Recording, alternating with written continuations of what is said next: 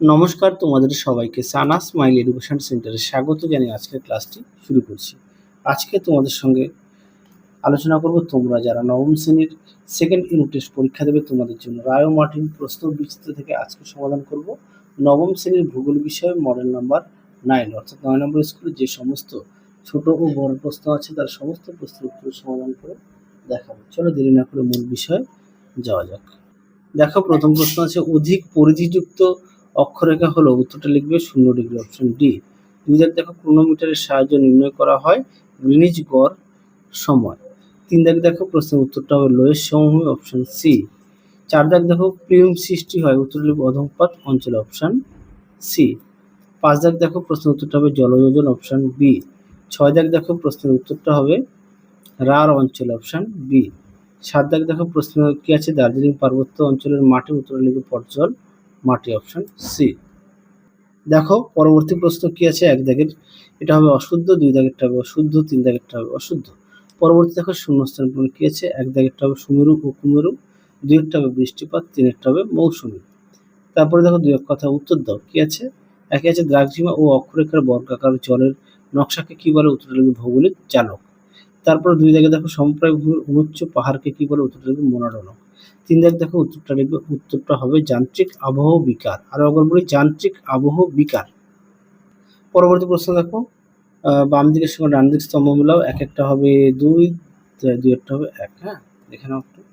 পরে দেখো প্রতিবাদ স্থান কাকে বলে, যার প্রশ্নের মান হচ্ছে 2। দেখো উত্তরটি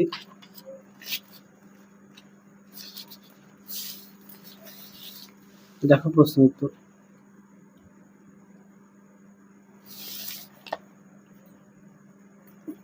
তোমরা একটা কাজ করবে, এটা এই পর্যন্ত লিখবে। হ্যাঁ পরবর্তী দেখো প্রশ্ন কি আছে, কৌণিক দূরত্ব কাকে বলে। দেখো কৌণিক দূরত্ব কাকে বলে দেখে নাও। কৌণিক দূরত্ব সুন্দর করে দেওয়া আছে, তোমরা অবশ্যই পড়ে নিয়ে লিখবে। পরবর্তী প্রশ্ন দেখো কি আছে, 2 দাগের সমস্থিতিক আলোড়ন কি। দেখো প্রশ্ন উত্তর।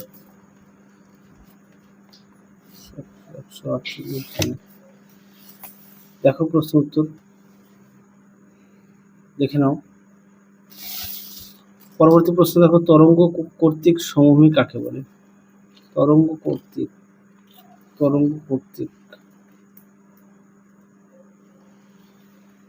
দেখো তরঙ্গ কর্তৃক সমভূমি কাকে বলে, দেখো এখান থেকে এই পর্যন্ত লিখবে উত্তরটি দেখে নাও। পরবর্তী প্রশ্ন দেখো কি আছে, পরবর্তী প্রশ্ন দেখো 3 দাগে নগ্নি ভবন কি। দেখো প্রশ্ন উত্তর নগ্নি ভবন কি। দেখো প্রশ্ন উত্তর। পরবর্তী প্রশ্ন দেখো আবহবিকারের 2টি ফলাফল লেখো। দেখো উত্তর। দেখো প্রশ্ন উত্তর, এখান থেকে তোমরা পয়েন্টগুলো দিয়ে লিখবে দেখে নাও। পরবর্তী দেখো কি আছে, আচ্ছা নরওয়েস্টার কাকে বলে। আচ্ছা এই প্রশ্নের উত্তরটা আমি দেখো লিখে দেওয়া আছে নরওয়েস্টার। পরটা দেখো ম্যানগ্রোভ উদ্ভিদ কাকে বলে। এই প্রশ্নটা অনেকবার দেখানো আছে, ম্যানগ্রোভ উদ্ভিদ কাকে বলে। দেখো এই প্রশ্নটার উত্তরটা দেখিয়ে দিই। হ্যাঁ নরওয়েস্টার বা কালবৈশাখী। হ্যাঁ এখান থেকে এই পর্যন্ত লিখবে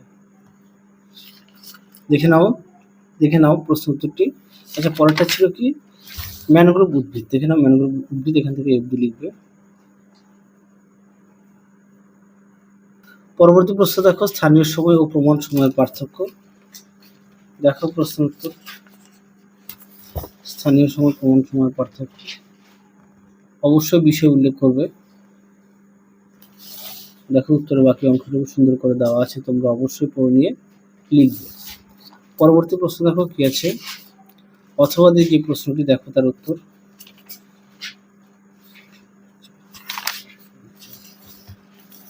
দেখো উত্তরটি দেখে নাও, সুন্দর করে দেওয়া আছে, তোমরা অবশ্যই পড়ে নিয়ে লিখবে।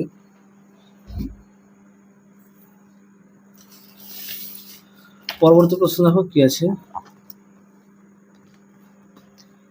2 দেখ ক্ষয়জাত পর্বতের উৎপত্তি উদাহরণ সহ সংক্ষিপ্ত ব্যাখ্যা করো। দেখো প্রশ্ন উত্তরটি।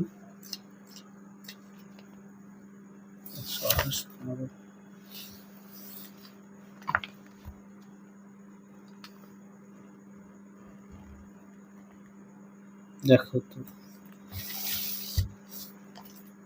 পরবর্তী দেখো আকৃতি ও গঠন অনুসারে আগ্নেয়গিরির শ্রেণীবিভাগ করো।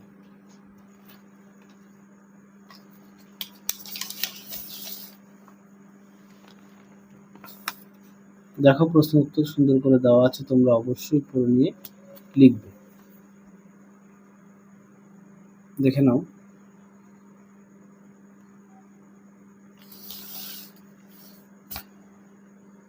দেখো উত্তর। পরবর্তী প্রশ্ন দেখো কি আছে।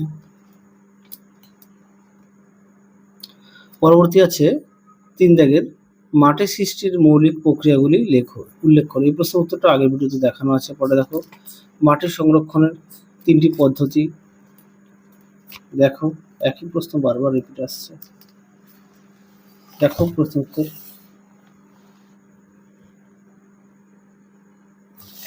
তোমরা অবশ্যই পড়ে নিয়ে লিখবে। পরবর্তী প্রশ্ন দেখো কি আছে। উত্তরবঙ্গ ও দক্ষিণবঙ্গের নদ নদীর পার্থক্য। উত্তরবঙ্গ ও দক্ষিণবঙ্গের নদ নদীর পার্থক্য। 331। দেখো দেখে নাও। তোমরা অবশ্যই বিষয়গুলো উল্লেখ করবে। অবশ্যই বিষয়গুলো উল্লেখ করবে। পরবর্তী প্রশ্ন দেখো। পশ্চিমবঙ্গে পার্বত্য উদ্ভিদের বিবরণ দাও। এই প্রশ্নটা দেখানো আছে। সবই কমন কোশ্চেন আসছে, কেননা সেটটা শেষের দিকে আসছে, তো ওই জন্য একই প্রশ্ন বারবার আসছে। দেখো এখানে বলছে পার্বত্য উদ্ভিদ। দেখো পার্বত্য অঞ্চলের উদ্ভিদ এখান থেকে লিখবে। দেখে নাও। এই পর্যন্ত লিখবে, যেহেতু পার্বত্য অঞ্চলের উদ্ভিদ বলেছে। পরেরটা দেখো কি আছে। 5 দাগের 5-1 পাত সংস্থান তত্ত্বের সাহায্যে ভূমির পর্বতের উৎপত্তি। এই প্রশ্নটা অনেকবার এসছে, তাও দেখাই।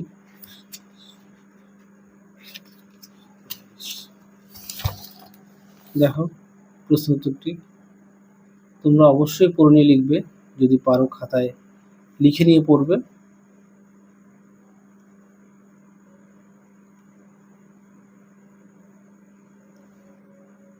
দেখো উত্তরের বাকি অংশটুকু অবশ্যই চিত্রটা উল্লেখ করবে।